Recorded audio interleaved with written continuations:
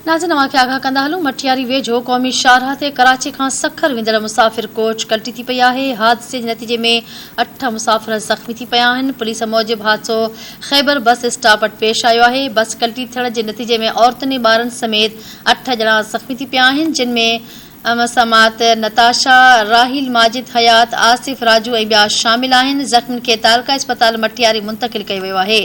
Police जो चवणु आहे त हादसो ओवरटेकिंग सबबि थियो आहे।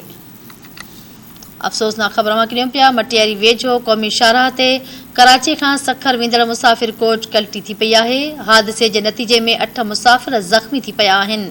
पुलिस मूजिब हादसो ख़ैबर बस स्टॉप वटि पेश आयो आहे।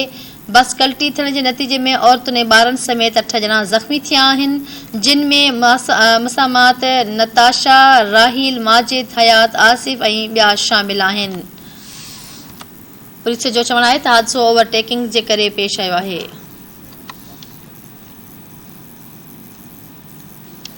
मटियारी वेझो क़ौमी शाहराह ते कराची खां सखर वेंदड़ मुसाफ़िर कोच कल्टी थी पई आहे। हादसे जे नतीजे में 8 मुसाफ़िर ज़ख़्मी थी पिया आहिनि।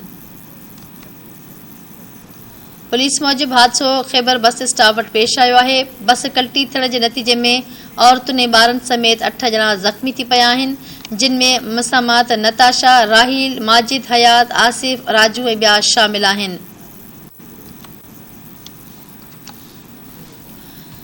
अवां खे आगाह कयूं पिया मटियारी वेझो क़ौमी शाहराह ते कराची खां सखर वेंदड़ मुसाफ़िर कोच कल्टी थी पई आहे। हादसे जे नतीजे में 8 मुसाफ़िर ज़ख़्मी थी पिया आहिनि। पुलिस मूजिब हादसो ख़ैबर बस स्टॉप वटि पेश आयो आहे। बस कल्टी थियण जे नतीजे में औरतुनि ऐं ॿारनि समेत 8 ॼणा ज़ख़्मी थी पिया आहिनि, जिन में मसामात नताशा, राहिल, माजिद, आसिफ, राजू ऐं ॿिया शामिल आहिनि।